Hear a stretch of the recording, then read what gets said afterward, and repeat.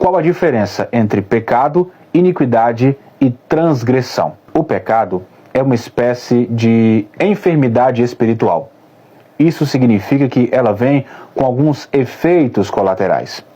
Por exemplo, quem sente dor crônica de cabeça é uma enfermidade, mas às vezes atinge a nuca, às vezes atinge os olhos, outras regiões da face, ou seja, são níveis, são camadas.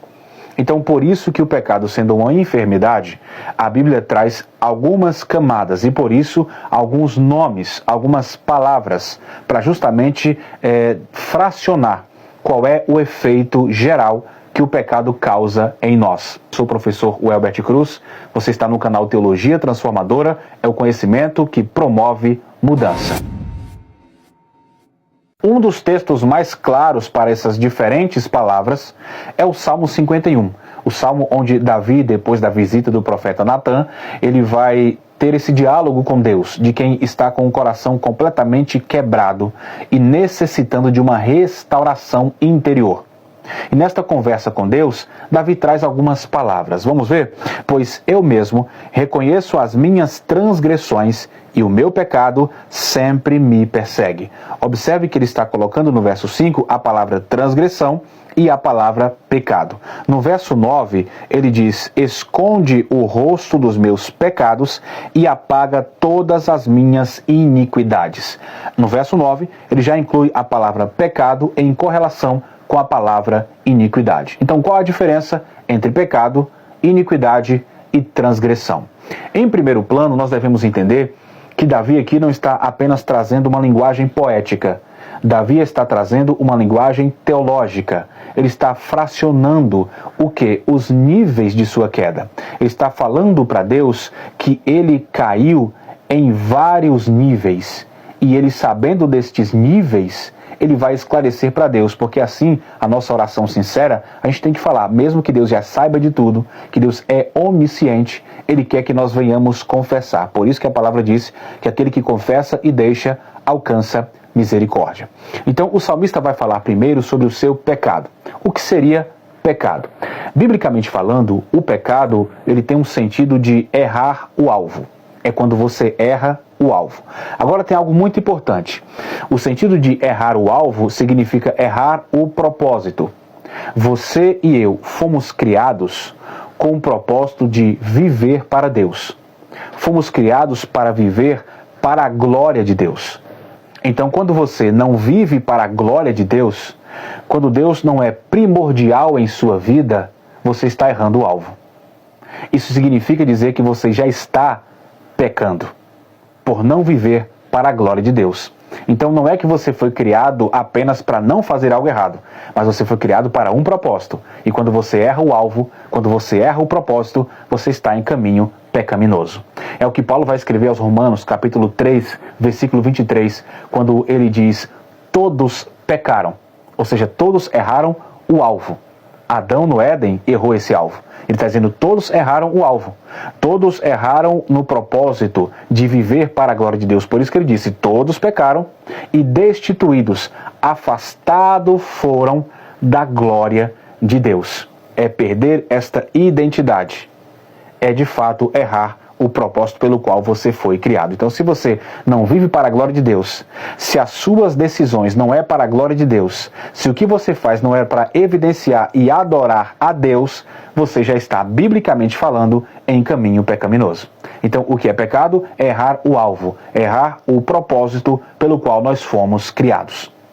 Outra palavra que a Bíblia vai trazer é iniquidade. O que seria, então, iniquidade? Eu vou simplificar. É quando você torna o pecado, ou seja, o erro do alvo, quando você torna esse ato um hábito na sua vida. É quando isso para você já se torna algo natural. Não é só mentir, mas é se tornar um mentiroso. Não é só você cair, mas é viver como um caído. É tornar natural. É quando você peca, você erra o alvo, mas isso já não lhe confronta mais. Isso já não lhe traz um desconforto. É quando para você isso já se torna natural. Aquele pecado que nós tornamos ele como se fosse um mascote. Sabe, aquele meu pecado predileto de todo dia? Isso é iniquidade? Essa repetição natural do erro? Até isso Cristo também levou na cruz do Calvário.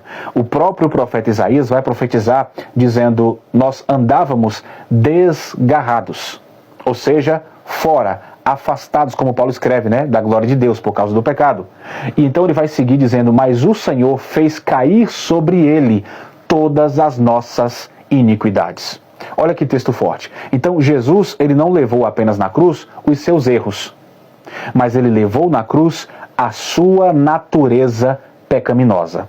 O que quer dizer que na cruz do Calvário, Jesus verteu sangue para que você não vivesse naturalmente uma vida de pecado. Para que você não ache o pecado algo natural, rotineiro, para que não se torne um hábito na sua vida.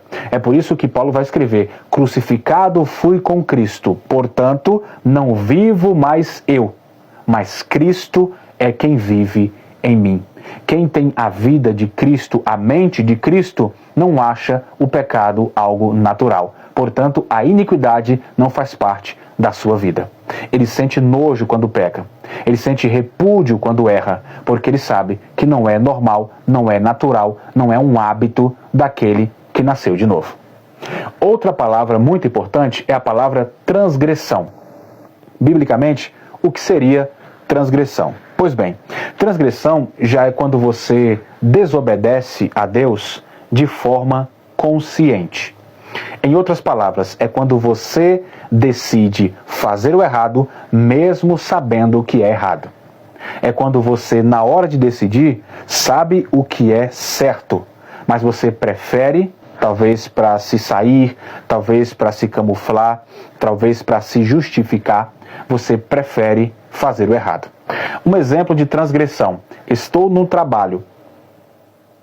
Eu sou uma pessoa, por exemplo, que não gosto de mentira. Não gosto de mentir.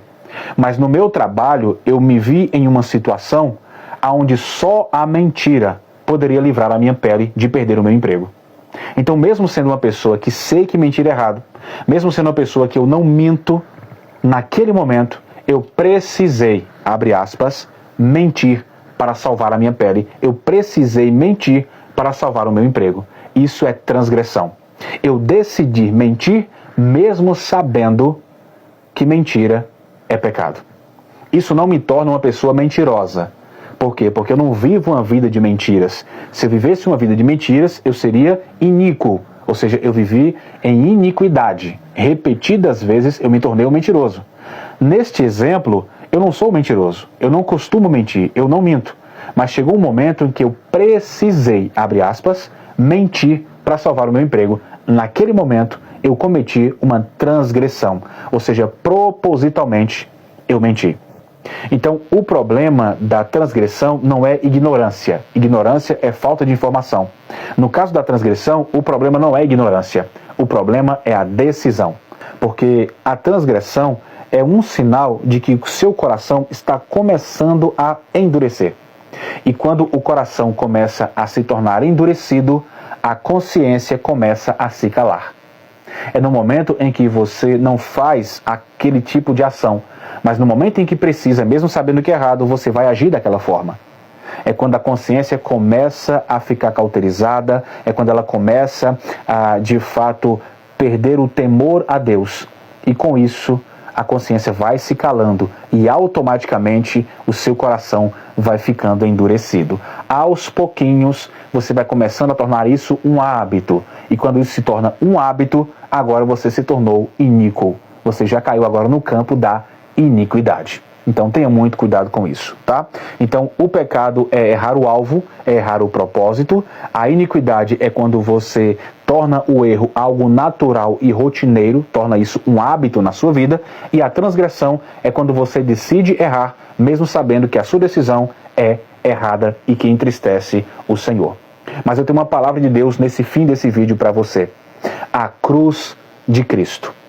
O sacrifício de Jesus na cruz do Calvário. O sangue que ele derramou por mim e por você lá naquela cruz. Saiba de uma coisa, é para restaurar o propósito que você perdeu, ou seja, é para apagar os teus pecados. O sacrifício de Jesus cura a sua natureza humana, ou seja, a sua iniquidade, a vida pecaminosa. Então Jesus não veio apenas para apagar a sua ficha, mas ele veio para reparar e para restaurar o seu coração.